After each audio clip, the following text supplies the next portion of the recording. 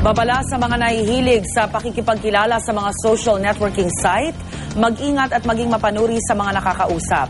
Isang dalagang nagreklamo sa pulisya matapos ma-post sa internet ang hubad niyang larawan. Ang suspect, lalaking nakilala lang niya sa Facebook.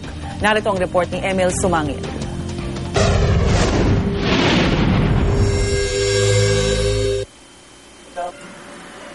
Mula sa pakikipag-chat, nahulog raw ang loob ng isang 19 anyos na dalaga sa isang lalaking nakilala niya sa internet. Kahit na sa web camera lang daw nila nasisilayan ng isa't isa, agad daw niyang nakapalagay ang loob ang lalaki.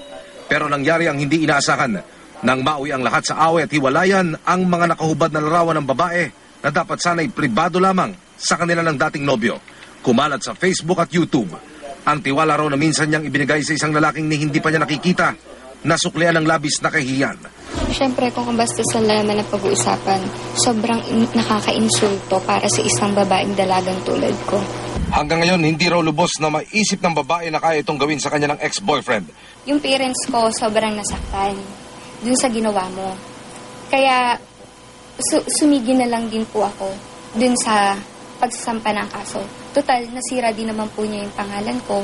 Nagain na ng reklamo sa pulisya ang biktima naway magsilbi raw sanang aral sa kapwa niya kabataan ang kanyang naranasan. Kabilang ang internet pornography sa mga sakop ng anti-cybercrime law. Pero hindi pa ito naipapatupad dahil umiiral pa rin ang temporary restraining order sa batas na tatagal hanggang February 6. Para sa unang balita, Emil Sumangil reporting.